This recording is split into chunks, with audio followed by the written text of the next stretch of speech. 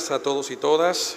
Es importante pues que ya estamos llegando a la recta final y como una nota interesante en la cuenta de Twitter, Elon Musk acaba de informar, recoge el Financial Times hace unas 2 horas, de que planea lanzar una New Artificial Intelligence Startup para este billonario que todos conocemos, para sumarse a esta revolución, a esta carrera que se está viviendo no solamente en Silicon Valley, sino también en todas partes del mundo. Es decir, esta breaking news que se hace público en el día de hoy cae en el contexto precisamente de la celebración de este foro y lo eleva a una condición de importancia y de trascendencia global. Vamos ahora inmediatamente a iniciar este panel. Nos han informado las personas de la organización de que cada panelista tiene unos 15 minutos para disertar desde este podio. Sabiendo que estamos un poquito contra el tiempo, pues invitamos a que puedan lograr exponer sus ideas dentro del marco de ese espacio temporal y que podamos desde este panel también, sobre todo, ver cómo la inteligencia artificial puede transformar la vida de las personas. Un panelista en esta mañana del día de hoy comentaba de que la tecnología tiene que tener algo de alma, tiene que tener rostro humano. Entonces, todas estas herramientas, el Midjourney, por ejemplo, que veíamos acá, el mismo ChatGPT, pero hay un montón enorme que se ha incrementado de manera exponencial de herramientas de la inteligencia artificial, tienen que tener como propósito, ciertamente, construir una mejor humanidad. Herramientas tecnológicas al servicio de construir mejores sociedades, mejores países, mejores personas. Así que sin más, le damos la oportunidad para que puedan iniciar este panel, estos panelistas, y comenzamos precisamente con el doctor J.P. Zinn, que es profesor de Políticas y Comercio Global en la Escuela de Políticas y Gobierno Shard de la Universidad George Mason y miembro del Richard von Weizsäcker de la Academia Robert Bosch en Berlín. Ha estudiado comercio internacional, desarrollo, tecnologías, cultura y negociaciones y diplomacia. Y una de las razones por la cual está aquí entre nosotros es precisamente porque ha conducido una investigación sobre determinantes de las infraestructuras de inteligencia artificial, porque es investigador principal de una subvención de 1.39 millones de dólares dentro del programa Minerva en los Estados Unidos, que, entre otras cosas, examina las diferentes estrategias de inteligencia artificial para afrontar los problemas culturales y las prioridades institucionales que dan forma a las diferentes infraestructuras de inteligencia artificial. Pues nada, sin más, con un fuerte aplauso recibimos al doctor J.P. Zinn.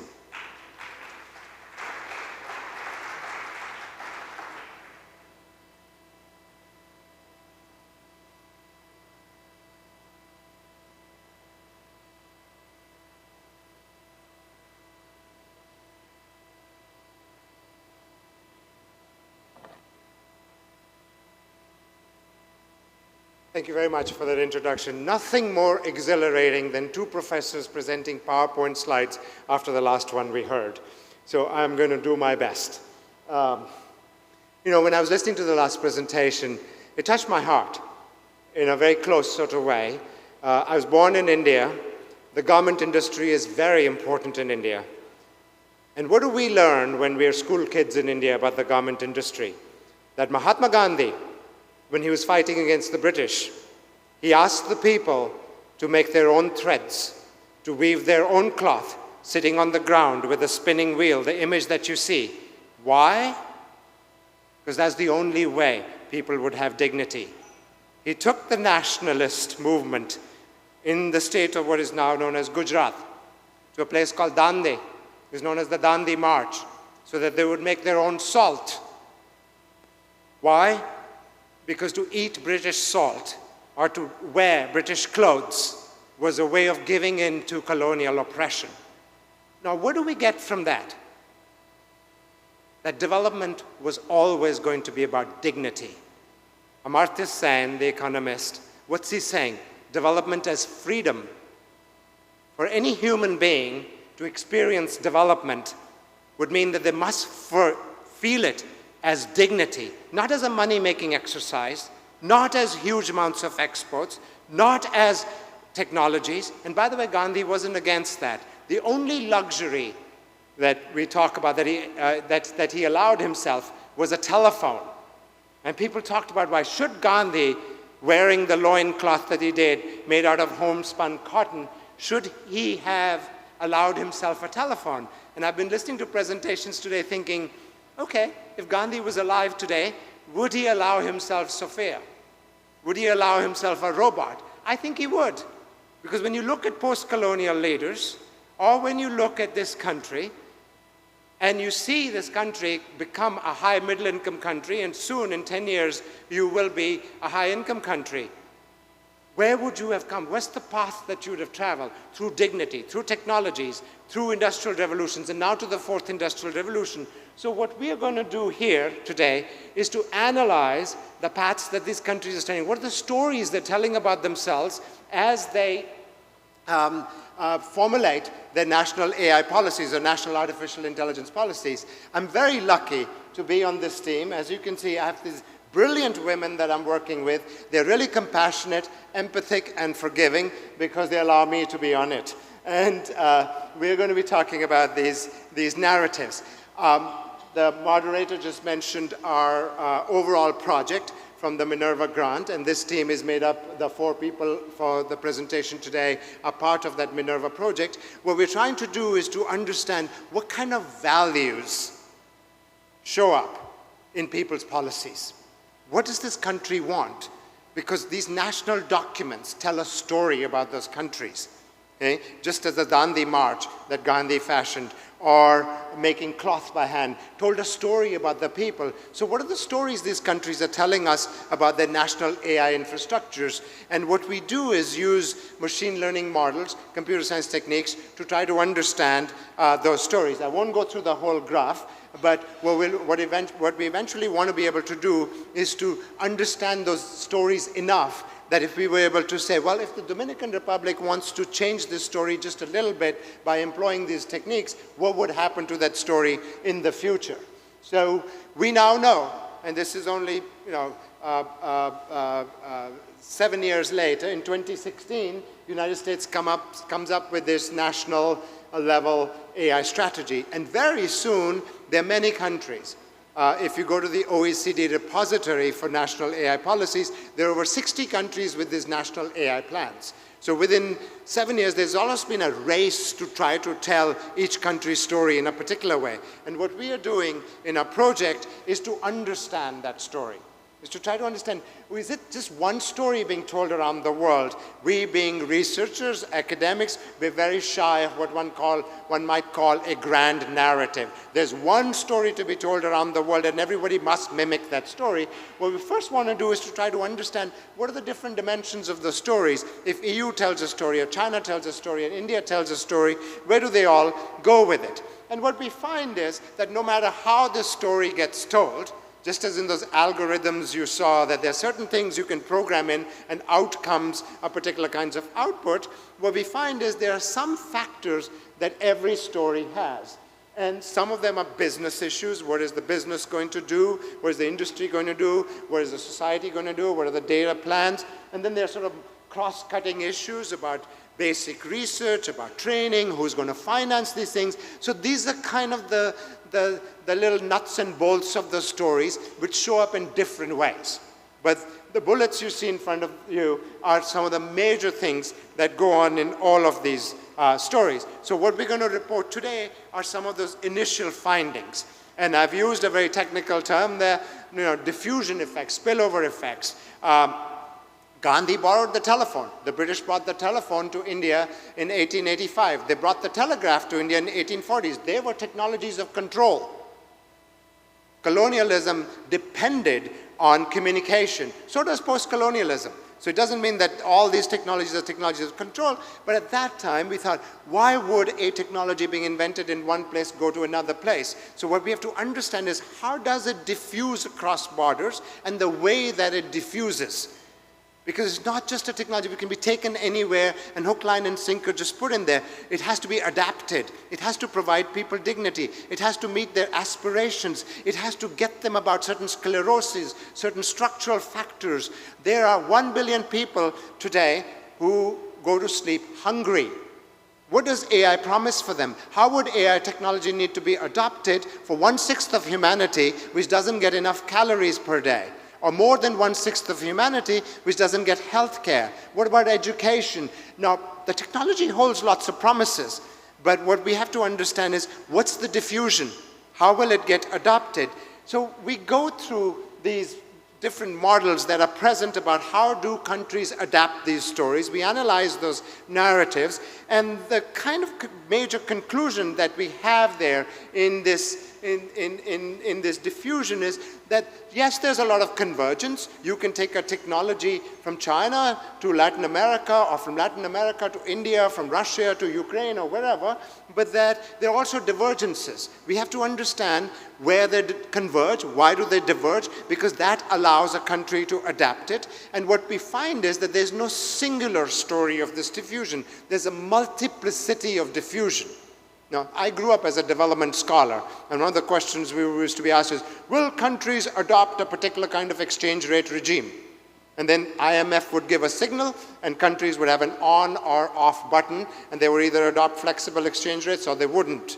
And we understood technology the same way. There was an on and off button, that there was some signal coming from somewhere, and they'll adopt it. Well, that's not how the Industrial Revolution took place. Germany didn't just put on an on button and say, we're just going to do it the same way England did. Indian industry was not the same as the English industry. So when these diffusions take place, what's going on locally is very important. And there's a multiplicity of factors on the ground in the ways that they get adopted, and the creativity and the transformation that takes place as countries adopt these technologies. So I've already given you this particular story. Well, one of the metaphors that one of our doctoral students, Caroline Wesson, who's not here, when we were kind of brainstorming about this, she said, so everybody's putting together a wardrobe. You know, I gave you this sort of elements of that wardrobe. You've got to have finance, you've got to have infrastructures, you've got to have basic research, etc. So how do countries put together these wardrobes is the story that we're going to tell you next. And my colleague Amar Desheu, who is a professor of computer science at George Mason University, also the vice president for our Institute for Digital Innovation, she's going to tell you about our methodology. So we're going to pair up also to save you folks some time. And since we did a number on the moderator, I'm going to just introduce myself very briefly. I'm a professor of computer science. I'm one of those AI researchers that builds these disruptive technologies. I've been doing work for over 20 years in machine learning, deep learning, and generative AI.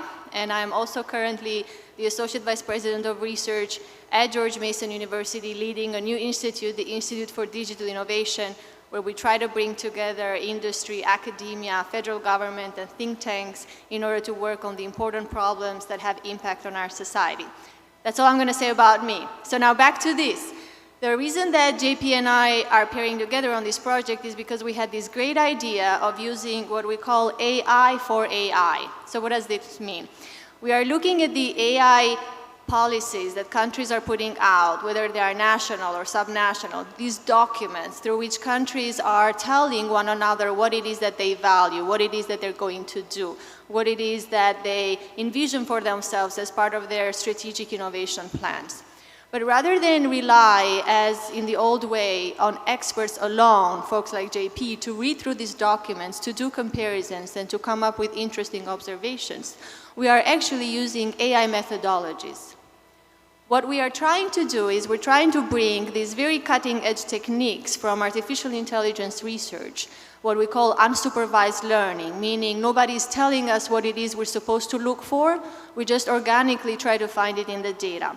We look at the national policies as text, as documents. We collect them in what we call a corpus of documents, or we can refer to them as textual narratives.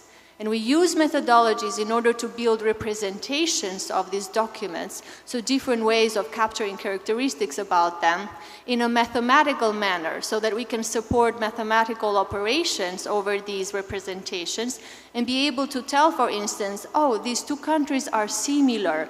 Their national AI strategies are similar because they're both emphasizing this and this and this. Or these two countries are further away in how they think about their AI and AI adoption because of this and this and this.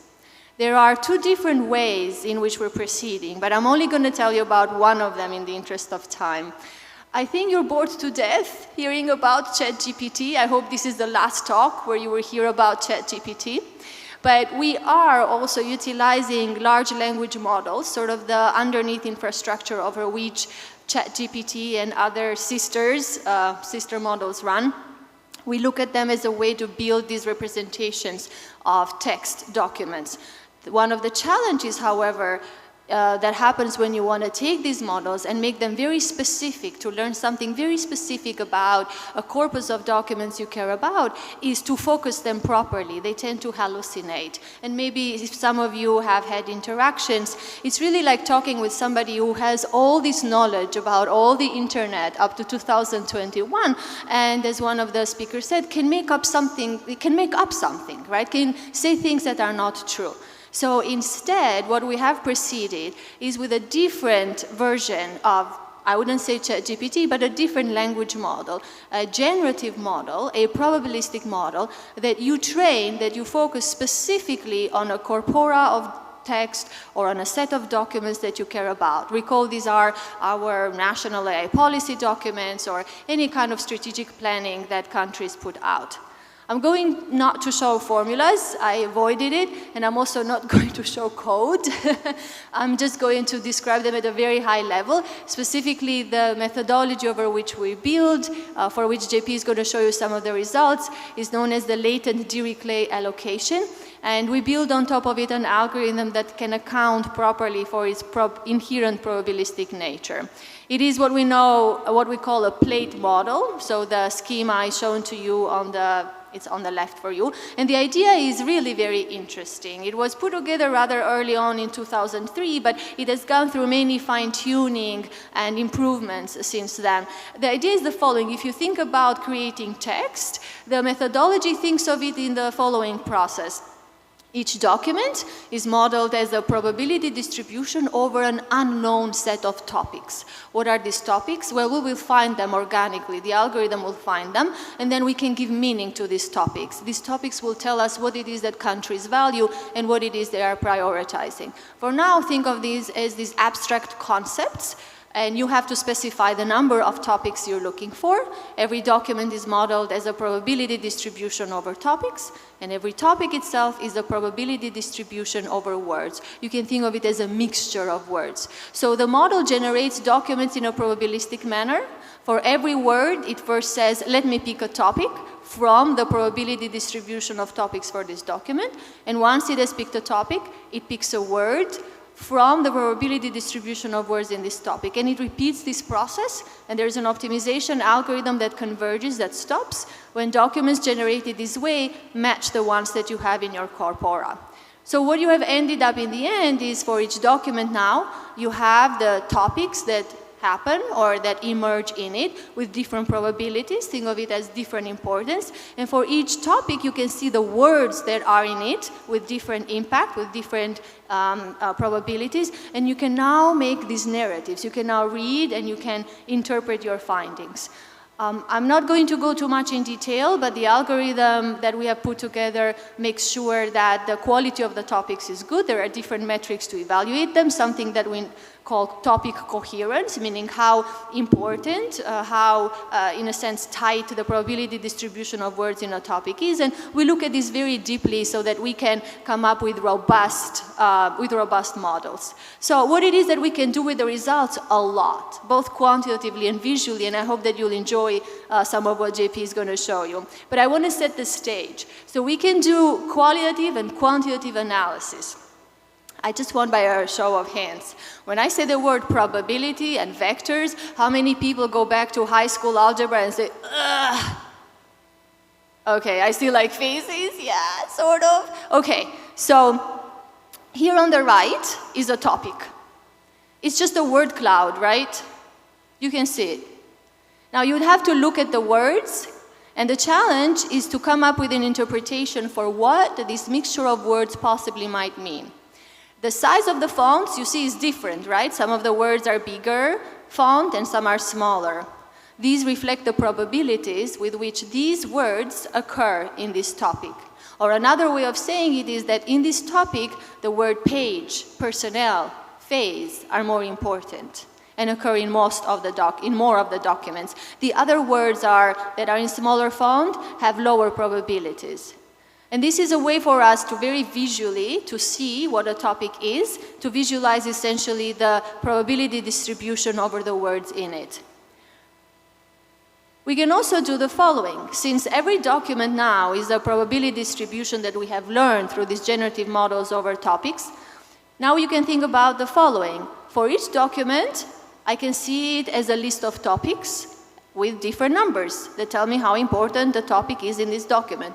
Now let me just pick a topic and ask the following. How important is this topic in the documents that are the US national policy versus the documents that maybe reflect the China national policy and so on? And let me show all these documents and use the different font sizes so that I know where this topic is more important, where this issue is more important. We can do a lot of quantitative analysis, so things where we measure stuff up. If you have two topics, and topics are these lists of words, but each word has a number or probability, we can also measure the distance between, let's say, two topics as a distance between two vectors. And we use something very specific known as the Hellinger distance, which is an F divergence measure. But we can again visualize this by drawing heat maps. So this heat map basically compares pairs of topics, compares the distances between them, and the darker color here indicates two topics being more similar, and the lighter color indicates two topics being less similar. So we play this game a lot in order to analyze our results, because in the same measure, in the same way, we can also compare two documents. Remember, each document is a list of topics or a vector of topics, and we can compare two vectors again. We can measure their distance. So now we can organize documents. And if I have one document per country, now I can see how these countries compare to one another. Are there clusters of countries that show up as similar to one another? And I can look very deeply and ask the question, why are they similar? What topics, what issues, or around which issues are they coming together or not? And we can even just very simply just look at the distribution of topics in textual narratives or in AI documents. So on one of the axes, the vertical axis, we can list the countries, and on the horizontal axis, we have the 10 topics or 15 topics in this particular case, and we reserve the dark color, the darker blue, to indicate that a topic is very important for a country. And this is another way of categorizing countries very organically. The system, the platform is finding that on its own, and we can say things such as, for instance, oh, this group of countries, for them, this topic is very important.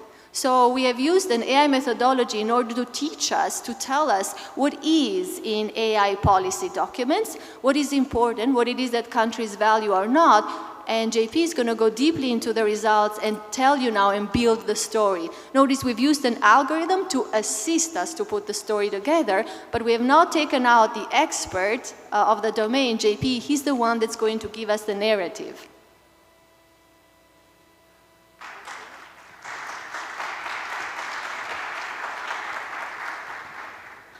So we've analyzed these national stories, these national narratives in various ways.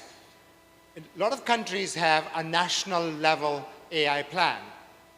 And it's often a story that the country wants to tell about itself to the world. It may or may not be true, but it's sometimes full of aspirations. Sometimes it's full of aspirations like, I want to get EU funding. What do I need to put in my national AI strategy to get that EU funding?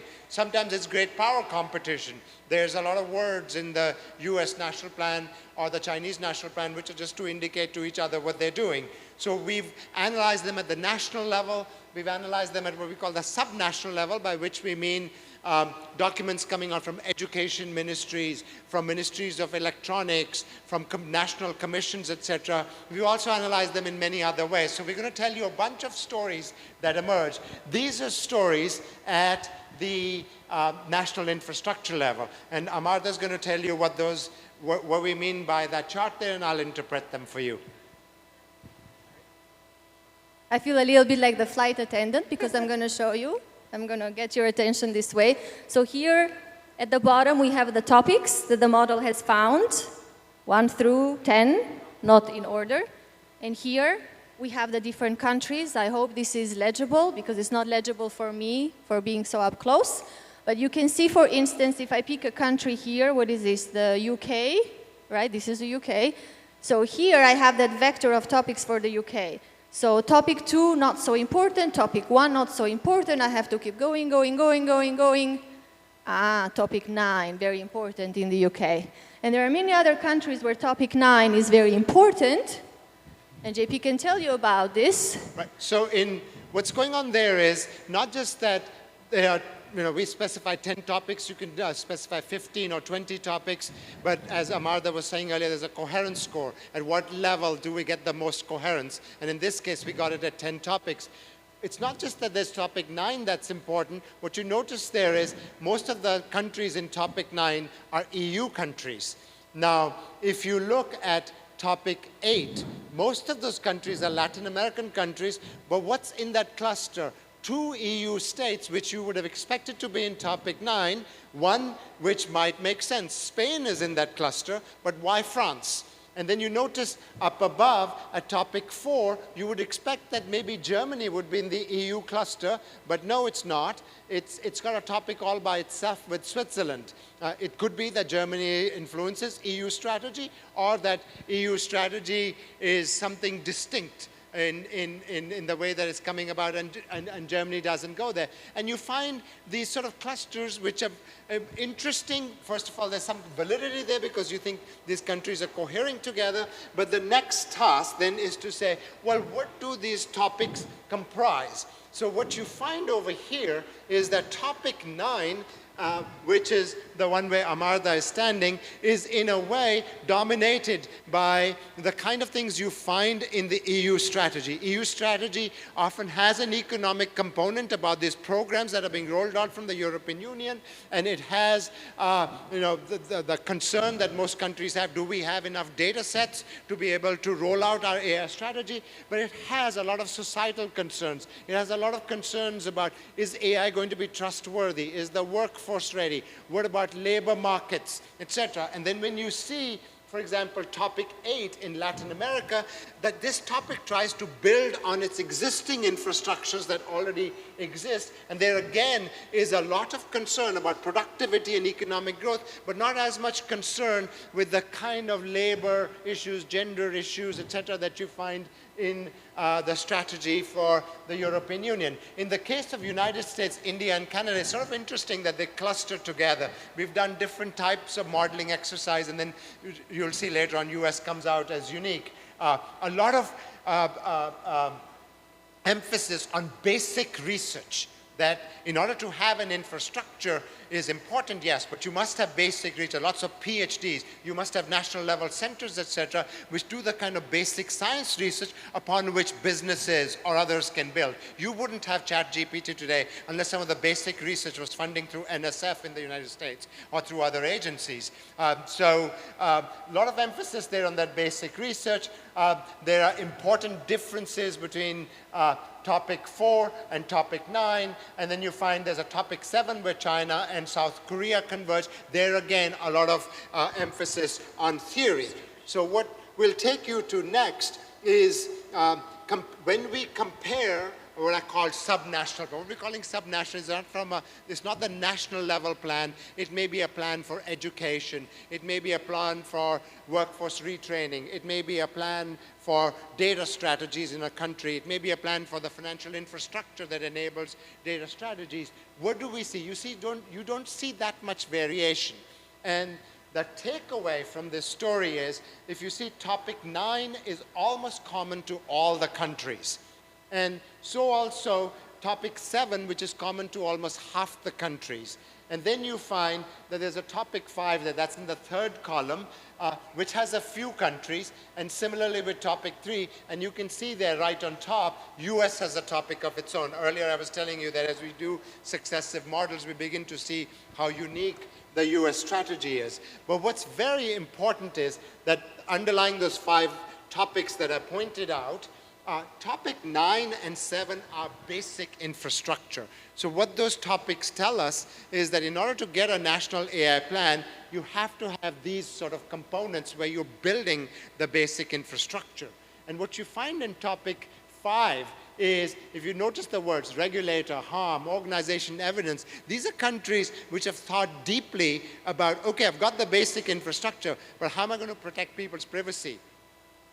How will I prevent policies which will not do people harm? What are the other policies that are needed on top of that infrastructure to guard some basic types of values? In the EU case, the data policies are the GDPR policies, etc., have been very important in the debates about what happens to data once it's collected and it goes somewhere. So you begin to see the sort of regulatory topics. So we think there's a kind of a graduation strategies that many of these countries have followed from what they put in the basic infrastructure to then going towards higher levels of regulation and policies. And then where Amartha is standing, in the US case, in topic 4, it includes a lot of those topics that you see over here, but also federal level agencies that have been very involved in that story. Now what we're going to tell you, and Amartha, do you want to just explain for a second what's going on here? Right, so now we're going to pick a topic, say topic 1, for instance, and we're going to see across all the documents, in which documents is this topic important.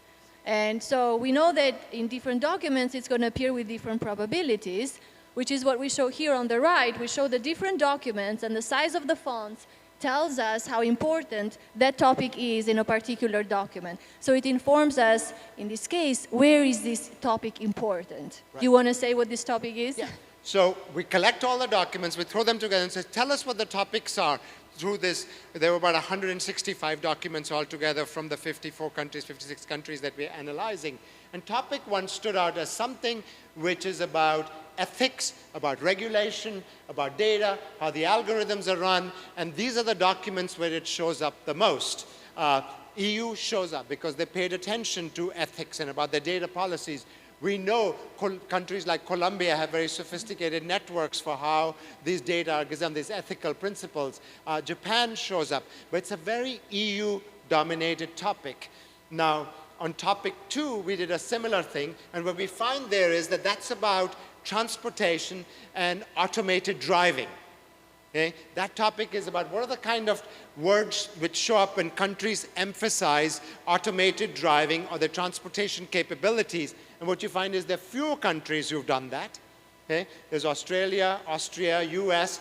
Surprisingly, Germany is very small. You would have thought that as a major automotive power, that they would have a really well-formulated strategy. So there's some of those surprises that show up there. So this is when we analyze all the documents together. Next, what we did was we took out the national plans because we thought, okay, national plans are very grand. They're going to show up everywhere. What would happen when we just look at these sub-national plans from various regulatory agencies, from commissions, from government departments? What are they emphasizing? So the next bit that we show you is, we just, by the way, took out 2 topics. There are like many topics that we could analyze. So this one is without the national level documents. And Professor Fernandez, you would find this interesting, and we would find it interesting as professor, because this is about education. What are countries doing to educate people about AI? And there's a stark difference there. When the topic is about education, about schools, about students, about teachers, decision, virtual reality, STEM education, you see that many countries' documents show up. Okay? So topic 1 is common to all of those countries. But what we found was that our output in that machine learning algorithm also gave us this topic, which is related to education. And in this case, it's about talent, it's about university, it's about strengthening, it's about enterprise development. And look which country shows up there. It's dominated by the Chinese documents. So in other words, the Chinese strategy for advancing in terms of AI, workforce, etc., is very different from most of the other countries. And it's been written about a lot. Now, I like to think of myself as having liberal values. I started there. And one of the liberal biases that we have is that only liberal democracies can innovate. Only liberal democracies would get ahead. And I think liberal democracies provide freedom, they provide dignity, all the values I believe in. But I'm also a social scientist, and I'm driven by evidence. And what we see is that China does have an innovation strategy. Innovation does take place there, and they have a very different strategy about it.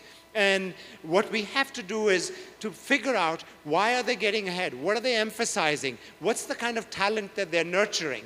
Now, you'd have noticed that we haven't talked about the Dominican National AI Plan, and President Fernandez is going to put that forward. But the word talent does show up in the National Innovation Plan for 2030. And so I found that very interesting. We haven't put that document in here because it's not about AI, but the Dominican National Innovation Strategy emphasizes talent. So what I would take of it from there is not that they were influenced by the Chinese talent strategy, but that there are diffusion effects which are not just about education, but that they are about also cultivating one's talent. So, what is surprising here? What have we told you here that should surprise you in any which way? We're academics, so it's not going to be a glamorous surprise. It's not going to have a video, so I'm just going to give you the bullets for that surprise. One is that there's going to be a convergence and divergence. Okay, what we see are clusters.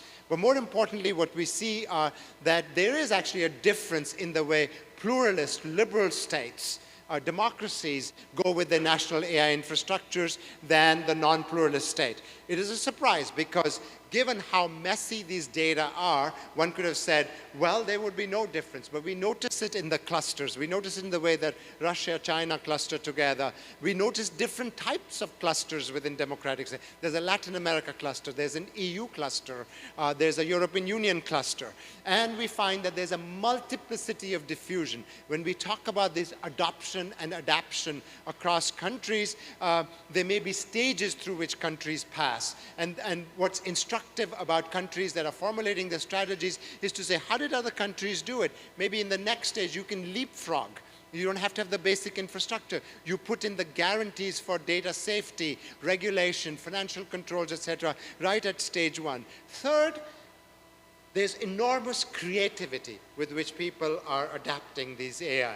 In China's case, we just spoke of talent. India has an India Stack, which is a nationwide data set, which can be scary in a way that a country has a nationwide data set. But on the other hand, it's also allowed for India's startup scene to grow really fast because there's a data strategy which is available to them. Korea also has a similar type of strategy to make those data available, to make the startups grow. So the young people who are graduating from universities have the imagination to put together various things in a startup, but they also have data to draw upon. And then ambitions that you find in the Chinese and United States strategy. So a final story to tell here, which is the very academic story, is that there is no grand story to tell here. There is no one size fits all. It has to be, at the end, about human dignity, what a society desires, and what we put forth. And what I want to say is that it's a really deep honor for us to be here and to present this research to you. I congratulate President Fernandez and the team that have put together this event. And more than anything, we look forward to the Dominican Republic's national AI strategy. Thank you very much.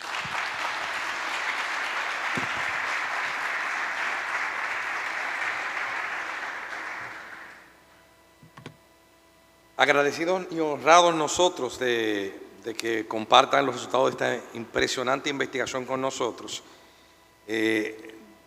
Yo leí un libro hace un año más o menos, Margaret Lynch, una de las expertas en inteligencia artificial, que también es académica, y dice que la inteligencia artificial siempre se ha abordado desde dos perspectivas.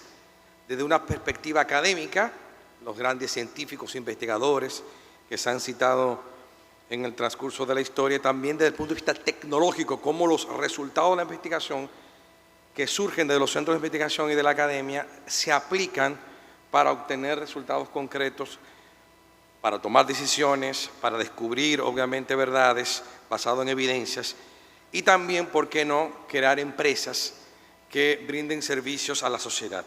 Por eso ahora, desde la perspectiva académica, apreciando los resultados de esta investigación, pasamos al resto del panel, continuando con Miguel Ángel Mora, que es el CEO de Seminar. Viene desde Murcia, España, a dictarnos el tema, o compartir con nosotros el tema de ciberseguridad en la era de la inteligencia artificial. El señor Miguel Ángel Mora es experto en ethical hacking, con certificaciones en ISO 27001, ISO 9001 también. Ha sido director de seguridad informática en JBS Moon y bueno, pues también desde su amplio conocimiento viene aquí a enriquecer este panel y este evento. Le damos un fuerte aplauso.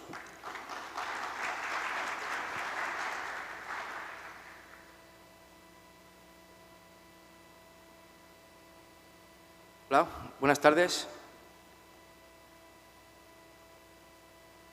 Hola, hola.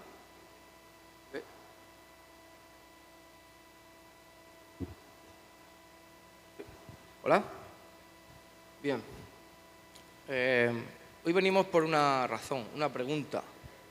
¿Amenaza o oportunidad? ¿Quién de aquí, de vosotros, tiene uno como esto? Levantad la mano. ¿En serio? Bien. Eso implica amenazas como el control. Eso implica evidencia de que crecemos porque ahora no hay límite. Podemos comunicarnos con cualquiera en cualquier parte del mundo. Eso significa calidad de vida, eso significa vivir más. Pero imagínense, la inteligencia artificial en la ciberseguridad. Yo, antes de contestar a la pregunta ¿progreso, amenaza para la humanidad?, creo que la pregunta debemos de contestarla nosotros mismos. Es decir, depende de nosotros. ¿Amenaza? ¿ChatGPT os suena? ¿Amenaza por qué? ¿Por qué no se investiga? ¿Acaso creéis que los cibercriminales no van a seguir investigando porque limitemos? ¿Es eso? Progreso. No limitemos la investigación. Vayamos delante, intentemos luchar. Creo que eso es algo evidente. No necesito de ninguna aprobación. Bueno, va a empezar un poco negativo porque son peligros, pero prometo que va a terminar muy positivo. Realmente vamos a convertir en lo largo de mi ponencia una amenaza en una oportunidad. Y si nos relajamos, podemos convertir un progreso en una amenaza. ¿Ok? Bien, imagínense, nosotros nos dedicamos a experimentar con tecnología y soy especialista en hacking ético. Tenemos dos laboratorios, uno de inteligencia artificial, uno de ciberseguridad. Nos hemos llevado recientemente en París el European Award Technology en Europa, así que orgulloso de mi equipo, orgulloso de estar aquí. Y voy a transmitiros exactamente lo que en mi cabeza necesito. En este caso, estamos viendo dos mentes con los mismos vehículos. En este caso, imagínense que el rojo es la mente de un cibercriminal y el verde somos nosotros, las personas que tenemos la oportunidad de investigar, la oportunidad de invertir. Analicemos. Investigación y desarrollo en el área criminal. Creedme, tenemos 300 fraudes bancarios a la semana. ¿Creen que con ese dinero que cogen los cibercriminales no van a investigar por ellos mismos? ¿Aún limitándonos nosotros? Límite en Italia, limitaciones de inteligencia artificial e investigación en otros países. ¿Por qué? Sin embargo, si potenciamos la investigación y el desarrollo en una mente que quiere crecer, tenemos opciones. Luego ya será demasiado tarde. Educación. Efectivamente. Aquí tenemos gente que nos ha curtido. Hoy es realmente un halago para mí estar con grandes profesionales, con grandes maestros de esta mañana y esta tarde. La educación es muy importante. La educación no significa que sepamos multiplicar, sepamos hacer algo técnico. Creo que el espíritu humano es enormemente grande y es capaz de hacerlo si se pone. Pero la educación se trata de saber si puedo robar y no lo hago, puedo matar y no lo hago. Creo que son muy importantes en nuestras vidas, la educación. ¿Qué pasa con esa educación? En el otro lado, no hay información de nada. No tenemos oportunidades. Si no invertimos en educación aquí sobre esto y dejamos los límites a un lado de la inteligencia artificial, en el otro lado siempre van a hacer lo que ellos puedan realizar. Se educan a ellos mismos. Yo he estado en el área de cibercrimen en España, contribuyendo con algunos estamentos gubernamentales, ¿no? Y vemos chavales que tienen un talento impresionante. Simplemente quieren. Creo que en ese aspecto habría mayor pérdida de activos. Mayor pérdida de activos significa que hay chavales que pueden ser explotados para el bien, que pueden hacer lo que más les gusta y, sin embargo, no obtienen ninguna subvención, ninguna ayuda. Me gustaría hacer hincapié en eso. Tenemos que invertir en eso. Regulación. ¿Regulación hablamos de límites, de limitación? No. Regulación hablamos de ética. ¿Para qué? ¿Cómo lo vamos a tratar? ¿Hasta dónde se puede llegar? Pero no limitemos la investigación. Sin embargo, el hecho de la no regulación siempre va a hacer falta personal cualificado porque van a tirar a lo fácil. Y el aumento de supervisión significa que aquello que nos quitamos o optimizamos con la IA, automáticamente necesitamos más personal para supervisar. Entonces creo que hay algo que no cuadra, ¿no?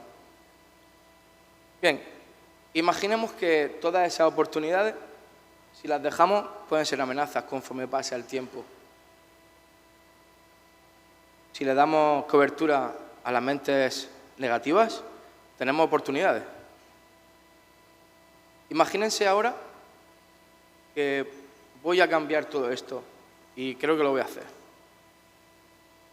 Integración de ciberseguridad e inteligencia artificial. ¿Imagináis que con esto que he contado pueda llegar a un core, un conglomerado, una unión de todas estas cosas que os he dicho, más la técnica y la operatividad de hackers éticos que en estos momentos se encuentran en nuestras instalaciones? Imagínense, ¿cuántos de aquí son empresarios, tienen empresas?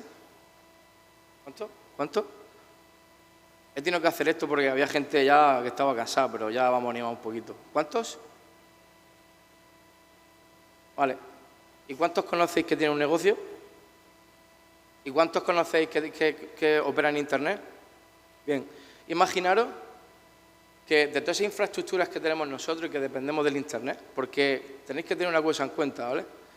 Si se tiene Internet se puede estar ahí, siempre. Así que imaginaros que podamos hacer una réplica de nuestra infraestructura. Imagínense, que podamos hacer una réplica real de nuestra infraestructura, pero una de ellas será un señuelo que va a estar delante de nuestra infraestructura real y que además está preparada para ser atacada. ¿Ya os va gustando un poco la idea? Bien, pues esto ahora ya es posible, porque lo que hemos hecho con ciberseguridad es que automáticamente ya esto es posible. Es decir, ya en nuestra infraestructura, que ahora más adelante vamos a poner en directo, pleno directo, los ataques informáticos que están sucediendo en este momento en nuestra infraestructura, en nuestros laboratorios, vaya a ver cómo funciona. Pero es que además la inteligencia artificial nos da mucha rapidez. ¿Sabéis por qué? Porque ahora hemos cambiado el dato. El dato que significa que en vez de no atacarnos nuestra infraestructura real, atacan donde nosotros queremos que ataquen. Y además aprendemos de esos ataques. Además sabemos de dónde proceden esos ataques y sabemos la intencionalidad. Hasta el punto que les dejamos pasar y aprendemos de los comandos que ellos mismos tiran. Acabamos de darle la vuelta a una amenaza a una oportunidad. ¿Qué es lo que vamos a ver? Actúa como un señuelo, ayudando a evitar que sistemas reales se vean comprometidos. Una inteligencia de amenazas que nos permite ir más rápido que ellos, porque ganamos tiempo, es decir, atacan donde nosotros queremos que ataquen, no a nuestra infraestructura real. Y tenemos una rapidez, para que os deis cuenta de algo, el más rápido de los matemáticos a nivel del mundo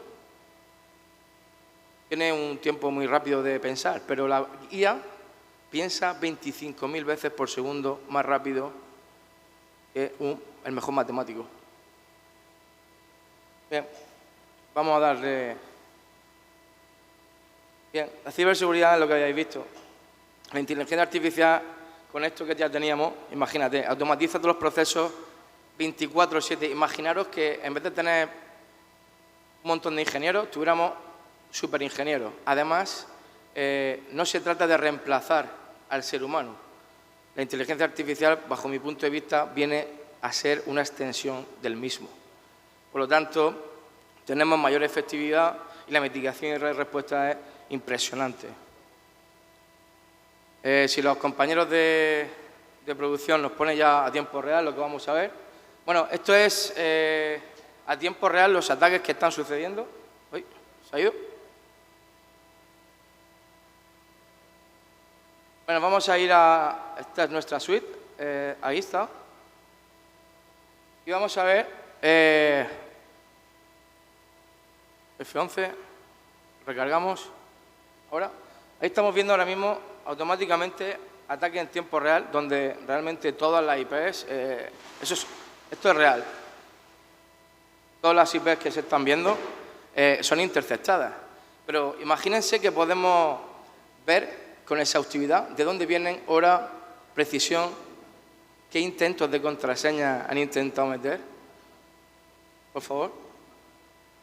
Vámonos al panel de control, gráficos de ataque.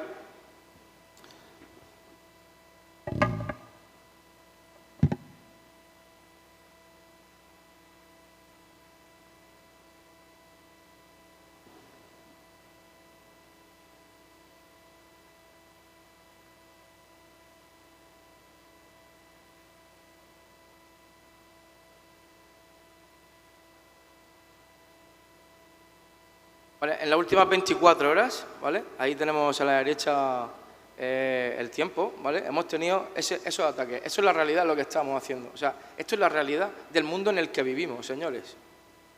O sea, dale F11 que sea un poquito más grande. Vale, bajamos un poquito. Bien, aquí estos datos un poquito más. Tenemos datos súper importantes. Si son atacantes conocidos, si no lo son, si vienen de otras redes diferentes de Internet, ¿vale? Por ejemplo, la Deep Web o lo que sea, desde otros sistemas operativos, o sea, desde qué sistemas operativos nos están atacando, es decir, del cual nos previene de saber qué tipo, qué calidad tienen los atacantes, además de saber exactamente desde dónde más nos atacan, ¿vale? Subimos un poquito, por favor. Al revés. Arriba, un poquito más. ¿Vale? Bien, aquí, si os dais cuenta, tenemos user password de contraseñas que han intentado poner los malos. ¿Vale? Esto es real. Estas son las últimas 24 horas. Podríamos poner el último minuto, podríamos poner hace 15 minutos. ¿Vale? Y esto es la realidad que nos pasa hoy en día. Es decir, tenemos la IP de cada uno, exactamente la vulnerabilidad que intentan explotar, además de las reglas que ha intentado violar, ¿vale? Bien, imagínense, ahora que estamos aquí, que tenemos una IA que es capaz de mitigar, de responder, de avisarnos, de crear un evento. O sea, La IA nos ayuda. Depende de nosotros cómo utilicemos esa tecnología. Vamos a ir, por ejemplo, nos vamos a ver a intentos por SSH, por ejemplo. Vamos a ir a la parte de abajo, del todo. Bien, quiero mostraros lo más importante para nosotros, aquello que me encanta explicar, porque si os dais cuenta, a la derecha, al ser un señuelo, tenemos exactamente los comandos que los cibercriminales han intentado ejecutar. De hecho, lo han ejecutado. Pero realmente estamos seguros. Realmente estamos dentro de una infraestructura que nosotros hemos creado delante de la nuestra. La nuestra está a salvo. ¿Qué nos da esto? Nos da tiempo para pensar. Sabemos la intencionalidad, hacia dónde se dirigen. Sabemos prácticamente todo. Bien, imagínense, vamos a ir a otro panel. ¿A la 2? O bueno, no, vamos a Android. Bien, nosotros lo que hemos hecho para este evento ha sido dejar un teléfono ahí en medio de la red. ¿Y qué es lo que ha pasado? Pues ha sido hackeado ¿por cuánto? Vamos a verlo. 304 ataques, últimas 24 horas, subimos hacia arriba. Los atacantes han sido de Corea del Sur, de Filipinas, un poquito hacia arriba. Y en la parte central, donde vemos Command Line Input, vemos exactamente los comandos que ya desde dentro le han ejecutado el teléfono. Impresionante. ¿Alguien sabe esto? ¿Alguien sabía esto? Bien, pues es bonito verlo porque hemos convertido Amenaza en realmente más tiempo de mitigación y respuesta, pero es que además lo que ya gestiona esto que estáis viendo es la propia inteligencia artificial, señores. O sea, es como tener un analista impresionante, que además hace mejorar a los seres humanos. Nos vamos a ir ahora mismo a otro. Nos vamos a ir, por ejemplo, a Cava Mapa Central, al segundo.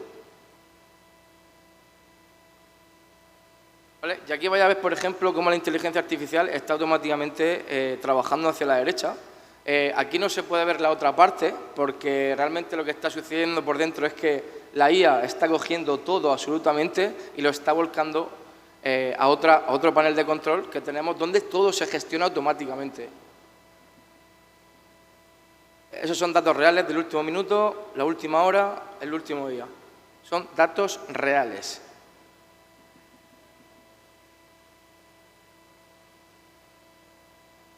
Bien, como no me puedo extender mucho, transmitiros que realmente lo que tenemos que hacer es invertir en investigación. No tengamos miedo de ir hacia adelante, creo que es el futuro.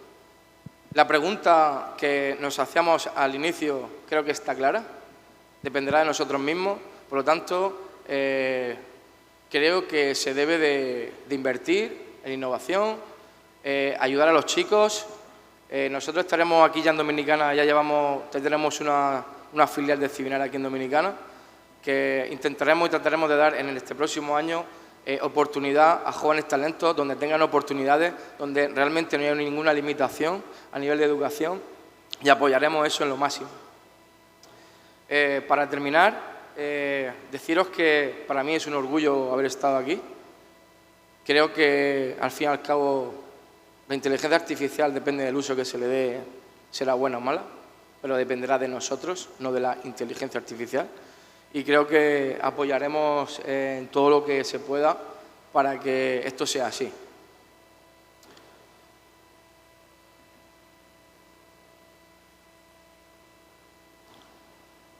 Pasamos a la siguiente, por favor.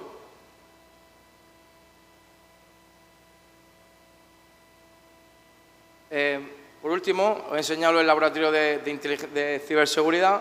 Esto también lo hacemos, ¿vale? Tecnología nativa, reconocimiento facial, trazabilidad del movimiento, de la cual, pues, a todos los compañeros que han estado es totalmente integrable, dado a que realmente lo hemos creado todos nosotros. Estáis viendo ejemplos de Smart City, habéis visto ejemplos de reconocimiento facial, estáis viendo ahora mismo sobre un perímetro qué cosas y conteos podemos hacer en una determinada plaza. Realmente, si se aprovecha así, es posible todo en beneficio. Aquí, por ejemplo, en el tema de la obra, o sea, cómo entrar con los EPIs en las obras de construcción, detección de armas. Esta parte es muy importante porque imagínense que en cualquier sitio donde alguien entra armado pueda generar un evento silencioso. Este tipo de tecnología es la que tocamos en Civinar y esperamos contribuir en lo máximo que podamos a nivel educativo con universidades, porque nuestra gran ilusión es poder juntar grandes profesionales y darle oportunidades a todos. Por mi parte, muchísimas gracias, es un honor.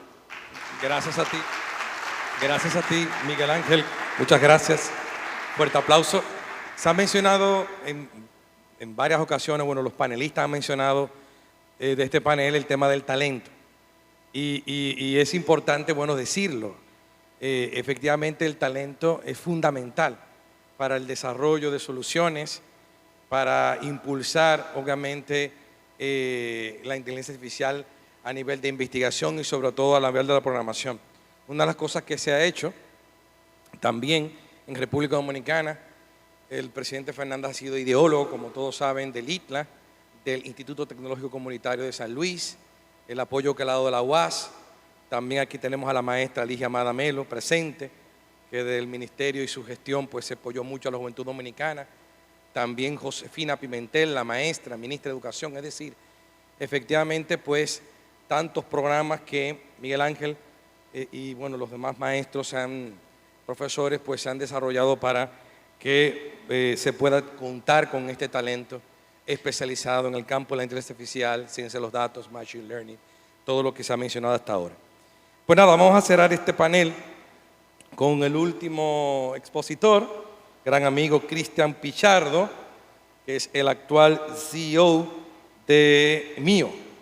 Vamos a cerrar con FinTech, vamos a cerrar con banca digital, vamos a cerrar con un ejemplo práctico de cómo la inteligencia artificial impacta los negocios y sobre todo este nicho tan particular.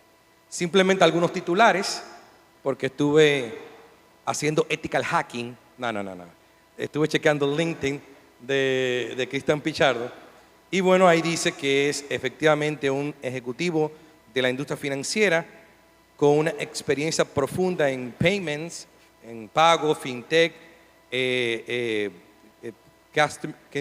consumer banking, digital innovation, business development, en fin, una larga experiencia en la gerencia y en el desarrollo y en la estrategia de impulsar este tipo de iniciativas innovadoras en la banca. Así que también con un fuerte aplauso recibimos y cerramos este panel con don Cristian Pichardo. Adelante. El escenario es suyo. Buenas tardes a todos y gracias por la oportunidad. Muy honrado de estar acá. Bueno, un poco tarde, me estoy interponiendo tal vez a las palabras de cierre, pero creo que es importante recordar que hace menos de un año estábamos aquí mismo en este salón con el presidente Fernández y la Funglode hablando del futuro del dinero. Y en esa ocasión nos tocó la oportunidad también de hablar de la tecnología financiera, de cómo la tecnología financiera impactaba el futuro del dinero. Hoy día no es una casualidad que venimos acá, hablamos de inteligencia artificial y de nuevo hay una vinculación importante con la industria financiera, una industria que globalmente su valor de capitalización de mercado sobrepasa los 8 trillones de dólares mundialmente y que emplea decenas de millones de personas, que algunos dirán, bueno, se puede ver amenazado, ¿verdad?, por la inteligencia artificial. Entonces, hablemos un poco, tomando pues el motivo de este foro, que es amenaza u oportunidad, la inteligencia artificial aplicada a las finanzas, aplicada al sector financiero. Y para hablar de eso, tendríamos que remontarnos a más de 40 años. Y sí, más de 40 años. Porque hoy día hablamos de inteligencia artificial y decimos algo que está de moda, que está en boga, que está muy sonado. ¿Y por qué? Bueno, porque ha dado paso a la rápida aceleración y evolución de los algoritmos complejos que permiten esa evolución y esa adaptabilidad y la usabilidad de la inteligencia artificial. Pues hacia el 1980 surgen estos sistemas inteligentes que llamábamos sistemas expertos o expert systems, por las siglas en inglés.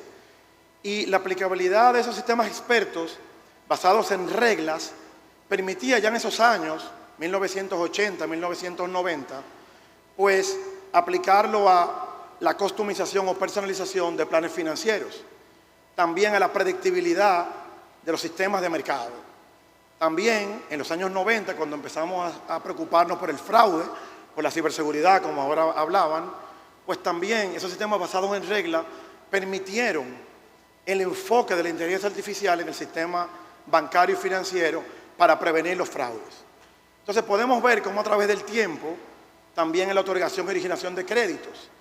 Y si eso nos trae al día presente y conectamos con este siglo XXI y hablamos de amenaza u oportunidad, decimos, bueno, ¿cómo estamos aplicando en las finanzas y el sector financiero y bancario la inteligencia artificial? Pues tenemos algunos ejemplos. La originación de créditos, ya hace varios años, una de las firmas que otorga el crédito y que utiliza el modelaje predictivo es robótica, es inteligencia artificial. Ya no solamente, como hacíamos antes, judgmental le llamábamos en los bancos. Yo tengo más de 30 años dando vueltas en esto financiera internacional y mundial y gracias a Dios recientemente me retorné al país. Pues ya no son personas donde analizábamos pilas de información, nos tirábamos en el piso, teníamos todos estos expedientes y teníamos un scoring judgmental que se desarrollaba, dónde vivía la persona, qué edad tenía, tiempo en el empleo. La robótica ha permitido y la inteligencia artificial aplicada a que ahora personas que no tienen un score crediticio, que no aparecen en ese buró de crédito, pues puedan recibir un crédito, una cuenta bancaria. República Dominicana no escapa a eso. Hace menos de un año no había en República Dominicana ninguna institución financiera que hubiese nacido nativa digitalmente. Hoy, en el 2023, ya tenemos 3. Mío es una de ellas, a la que me honra presidir y haber cofundado, Quick, del Grupo Financiero Popular, valga la payola, y Budget, del Grupo Financiero BHD, valga la payola. No lo veo como competidores, sino como colaboradores para esta transformación digital y adopción de estas nuevas tecnologías, hasta que el mundo se transforme. En Estados Unidos, dice Bankrate, que el 27% de toda la población bancarizada norteamericana utiliza servicios financieros de instituciones que nacieron nativamente digital y que el 72% de todas las entidades de intermediación financiera tienen algún tipo de uso de inteligencia artificial en la entrega de sus productos. Entonces, nos preguntamos nuevamente, ¿estamos listos para la inteligencia artificial?